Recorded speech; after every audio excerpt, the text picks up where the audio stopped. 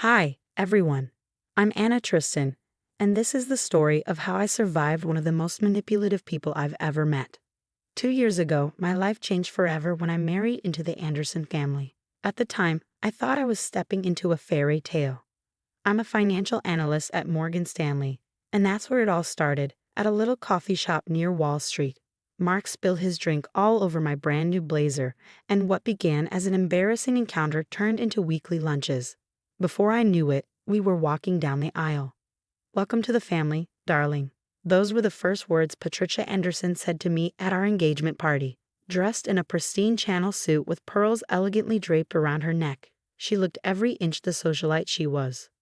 Mark has finally found someone worthy of the Anderson name. At the time, I felt lucky.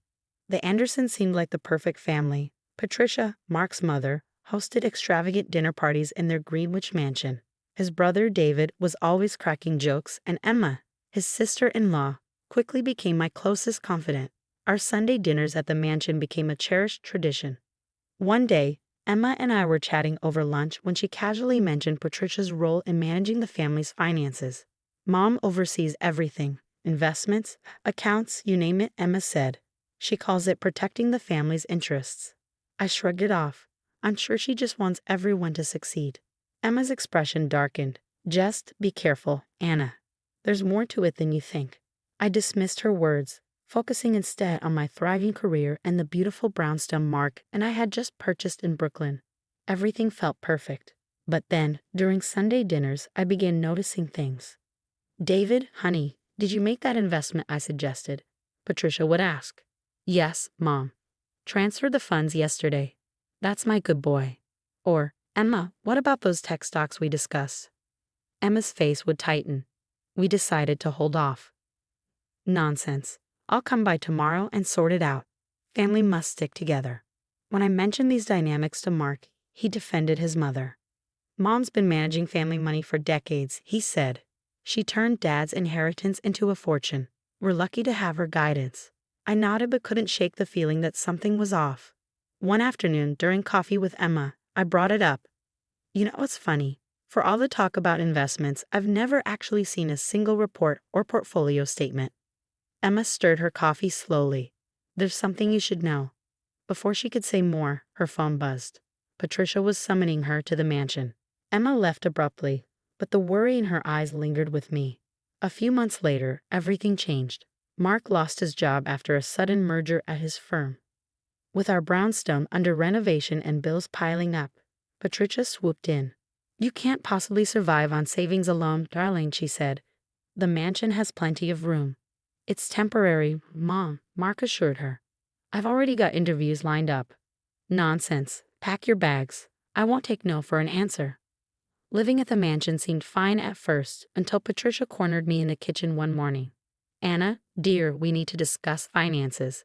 The family pools resources. It's how we protect each other. I appreciate the offer, but I manage our finances just fine." Her smile vanished. "Don't be difficult.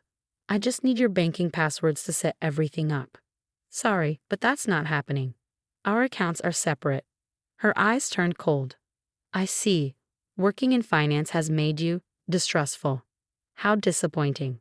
Later that week, while gardening, I overheard her during her bridge club. "Poor Mark," Patricia's voice drifted through the open window.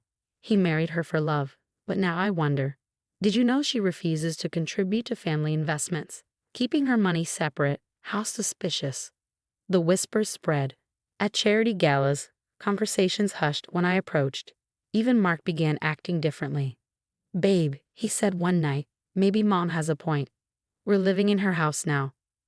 "Mark, I just got promoted to senior analyst. We'll be fine." "You didn't tell me about the promotion?" "See, this is exactly what Mom means about you being secretive with money." The tension boiled over at Sunday dinner. Patricia, glowing with smug satisfaction, clinked her wine glass to gather everyone's attention. "Anna dear, I heard about your lovely bonus." Patricia began with her trademark condescension. "Now's the perfect time to discuss integrating you into the family portfolio." I straightened in my chair, my voice firm. "Patricia, my finances aren't up for discussion."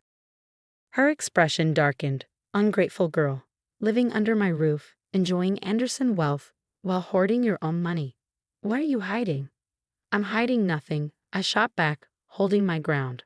I'm protecting my financial independence. Independence, she spat, her voice dripping with disdain. There's no such thing in this family. Mark, are you going to let her disrespect me like this? Mark stared down at his plate, silent. Mark? I prompted, my voice trembling. Anna, he said quietly, please, just do what Mom asks. No, I said, my voice stronger now. This is financial abuse, and I won't be part of it. Patricia rose from her seat, her face flushed with fury. How dare you accuse me of abuse? Get out of my house. Now. I turned to Mark, hoping for support. His shoulders slumped as he mumbled, maybe you should go, Anna. Just until you're ready to be reasonable. Tears burned my eyes as I packed a bag, Patricia's venomous voice echoing through the halls.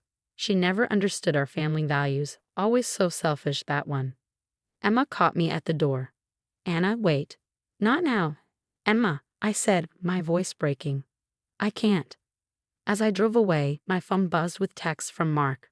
Mom's right, you're tearing this family apart. I checked into a hotel, my hands shaking as I called my best friend, Claire. Can I crash at your place for a while? I asked. Of course, honey. What happened? I just found out what happens when you say no to Patricia Anderson. Little did Patricia know, her attempt to control me would mark the beginning of her downfall. There's something you need to see, Emma said, her voice unsteady as we met in a quiet cafe far from Greenwich. She slid a folder across the table. Inside were bank statements detailing systematic transfers from Emma's and David's accounts to Patricia's private holdings.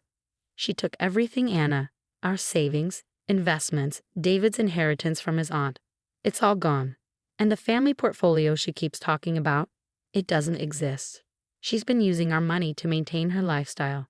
The mansion, mortgaged to the hilt. Those designer clothes, our money. Even her charities are a front. My phone buzzed with another blow, divorce papers from Mark. The demands were ludicrous. Half my assets, including future earnings. She's trying to force your hand, Emma said. She's done this before. You need to talk to Jessica. Jessica, Mark's father's first wife, met me in a modest apartment, worlds away from the Anderson mansion's opulence. Let me guess, she said bitterly. She demanded access to your accounts too. I refused, just like you. Next thing I knew, Richard, her first son, was serving me divorce papers. She took everything in the settlement. Jessica revealed a disturbing pattern. Patricia had married into money 3 times. Each time she drained the family's finances dry. Her first husband died under suspicious circumstances after uncovering her schemes. Her second husband divorced her when she bankrupted him. Mark's father had been her last victim. Why didn't anyone stop her? I asked, horrified. Fear, shame, family loyalty. Patricia is a master manipulator, but look at these. Jessica pulled out documents showing years of money transfers, shell companies, and fraudulent loans. My phone buzzed again. A text from Mark. Mom says if you agree to transfer your assets to the family account, we can work things out. I laughed bitterly. Not this time, Patricia. That night, Emma called, her voice frantic. Anna, she's pressuring David to cut me off. Says I've been conspiring against the family by helping you. We need to stop her. Emma, how much evidence do you have? Everything. I've been documenting her schemes for years. I was too scared to act alone. Send it all to me, I said. I'll need Jessica's help too. For days, I worked through the files. My financial expertise helped uncover the full scope of Patricia's fraud. She hadn't just stolen from her family. She was running a sophisticated Ponzi scheme through her charity foundation, using new family members' money to pay off older debts. Another text from Mark. Mom says you're spreading lies. How could you? Ask her about the foundation's missing millions, Mark. Ask her where your father's real estate fortune went. Then came the call. Is this Anna Tristan? The voice was unfamiliar. Yes. Who's this? My name's Catherine Weber. Patricia's trying to pull me into her family investment scheme. I heard you might have information. I smiled grimly. Patricia's web of lies was unraveling, and she didn't even know it. Meet me tomorrow, I said. Bring any documentation you have. It's time everyone learned the truth about Patricia Anderson. Anna, have you seen the news? Emma's excited voice crackled through the phone as I navigated the morning traffic. What's going on? I asked, adjusting the volume. Patricia's charity foundation is under investigation. Anonymous emails expose suspicious transactions in her accounts. The Greenwich gossip mill is in overdrive. I smirked, imagining the chaos unfolding in Patricia's world. It wasn't long before the headlines hit every corner of her carefully curated social circle. Did you hear about the Anderson Foundation scandal? All those charity galas, just a front. My sister almost invested with her last week. Can you believe it? The dominoes fell quickly. Private loans Patricia had taken out using forged documents all came due at once. Creditors circled like sharks, demanding payment. Anna, you need to see this. Jessica's email pinged my phone with attached images of loan documents. Mark's signature was plastered across them, obviously forged. She's getting sloppy, I muttered, shaking my head. At midnight, Mark's panicked call came through. Anna, Mom tried to access my accounts tonight. She had documents with my signature, but I never signed anything. What's happening? I took a deep breath, steadying my voice. Finally asking the right questions. Mark, check your email. I sent you everything you need to know.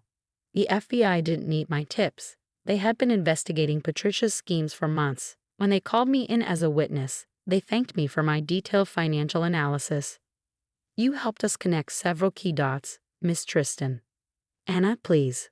Mark stood outside my apartment one rainy evening, his hair plastered to his face, desperation etched into his features. I was blind. I'm so sorry. Can we try again? Like you tried to help your mother take everything from me? I asked, my voice cold and steady. Go home, Mark. Emma and Jessica became my strongest allies. Together, we launched a support group for financial abuse survivors, hearing heartbreaking stories from people who had experienced manipulation and betrayal. Helping others heal helped us heal too. The mansion's being auctioned off, Emma mentioned during one of our weekly lunches. David finally sees the truth. We're starting over, far away from Patricia's shadow. When Patricia's sentencing made headlines minus 15 years for investment fraud, money laundering, and forgery, not a single family member attended her hearing. My career soared. My promotion to managing director came with a corner office overlooking Manhattan. On my desk sat a framed photo of Emma, Jessica, and me at our survivor group's first retreat. Looking out at the skyline, I smiled. Patricia thought she could break me by stripping away her family's support. Instead, she taught me something invaluable, my own strength. The Anderson fortune was gone, but I had built something better, true independence and real relationships rooted in honesty, not control. That evening, my phone buzzed. Emma and Jessica were waiting downstairs for our celebration dinner. My new book about surviving financial abuse had just hit the bestseller list. As I grabbed my coat, I thought back to Mark's rain-soaked apology. Sometimes the best revenge isn't watching toxic people fall. It's rising higher than they ever imagined you could. What would you have done if you were in my shoes? When Mark came begging for forgiveness, would you have given him a second chance, or is protecting your peace more important than any relationship? Share your thoughts in the comments below. And if you want more survival stories like mine, don't forget to hit subscribe and turn on notifications.